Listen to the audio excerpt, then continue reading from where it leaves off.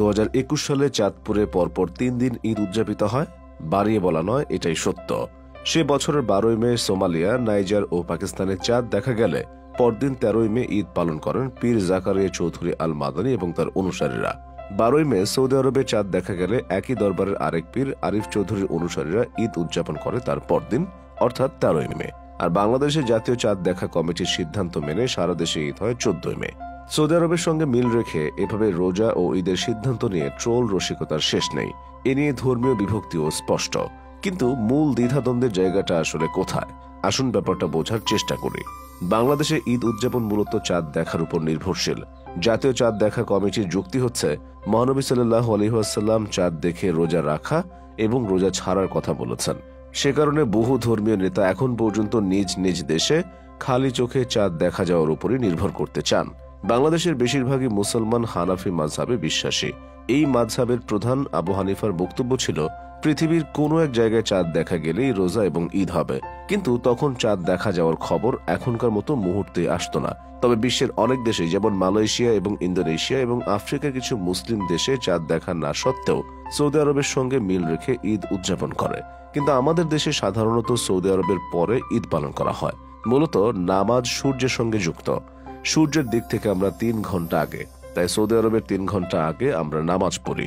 অন্যদিকে রোজা ও ঈদ চাঁদের সঙ্গে যুক্ত। চাঁদের হিসেবে সৌদি আরব বাংলাদেশের চেয়ে 21 ঘন্টা আগে, আর সেই চাঁদ কিন্তু সৌদিতে 21 ঘন্টা আগেই দেখা যায়। ফলে সৌদি আরব একদিন আগে চাঁদ দেখে ঈদ পালন করে। ইসলামিক ফাউন্ডেশনের মুহাদ্দিস ডক্টর ওয়ালিউর রহমান খান এমনটাই জানিয়েছেন।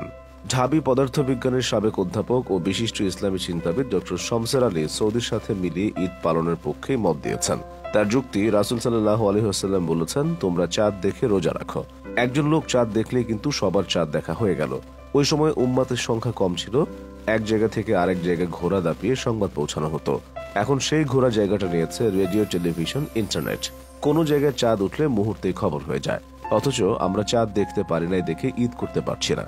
ডক্টর শমসেরের কথা অনুযায়ী 100 বছর আগেও ঘড়ি দেখে নামাজ পড়া ছিল না। তারপর নামাজে মাইক ব্যবহার নিষেধ ছিল। এখন মাইক অ্যালাউ করে, তো আস্তে আস্তে মানুষ বুঝবে। এদেশের বহু লোক পশ্চিমের খবর পেয়ে রোজা ঈদ করা শুরু করেছে। চাঁদপুর এবং অন্যান্য জেলা, এবং ধীরে ধীরে এই সংখ্যা বাড়ছে। হ্যাঁ, প্রায় 100 বছর আগে শুরুটা হয়েছিল চাঁদপুরে। চাঁদপুরের বড় সংখ্যক মানুষ সৌদির সাথে মিলে ঈদ উদযাপন করে। এখন দেশের 18টি জেলার কয়েক লাখ মানুষ সৌদি আরবের সঙ্গে মিল রেখে রোজা এবং ঈদ পালন করে থাকেন। মূলত চাঁদপুরে এই রীতি শুরু হয় সেই 1928 সালে।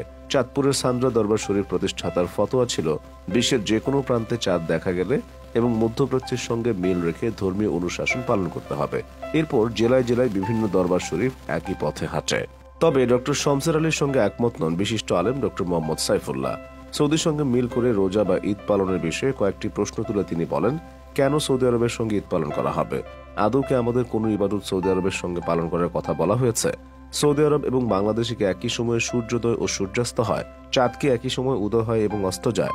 মুসলিম দেশগুলোর সংস্থা ওআইসিও চায় মুসলিম বিশ্বে একই দিনে রোজা এবং ঈদ হোক। 2016 সালের তুরস্কের রাজধানী ইস্তাম্বুলে এ নিয়ে এক আন্তর্জাতিক সম্মেলন হয়েছিল, যাতে অংশ নেন 50টি দেশের ধর্মীয় পণ্ডিতরা। সম্মেলনে হিজরি ক্যালেন্ডার নিয়ে মুসলিমদের মধ্যে বিভক্তি নিরসনে উদ্যোগ নেওয়া হয়। মুসলিমদের একটি বর্ষপঞ্জিতে নিয়ে আসার পক্ষে মত আসে। সেটি হলে রোজা আর ঈদও একই দিনে হতো বিশ্বের সব জায়গায়। তবে আলোর মুখ দেখানি সেই উদ্যোগ, আর তাই রয়ে গেছে দোটানা, বিভক্তি ও মতভেদ। তবে এটা ঠিক, বাংলাদেশের চিরায়ত নিয়ম অনুযায়ী চাঁদ দেখে রোজা এবং ঈদ কিংবা সৌদির সাথে মিলিয়ে পালন কোনোটাই কিন্তু ভুল নয়। এ নিয়ে যে কোনো রকমের কলহ তাই মোটে গ্রহণযোগ্য নয়। আনন্দ, সহমর্মিতা এবং ত্যাগের যে বার্তা নিয়ে ঈদ আমাদের কাছে আসে, যথাযথ মর্যাদার সাথে তা পালন করাই বাঞ্ছনীয়। শত শত বছর ধরে বাঙালি সেটাই করে এসেছে।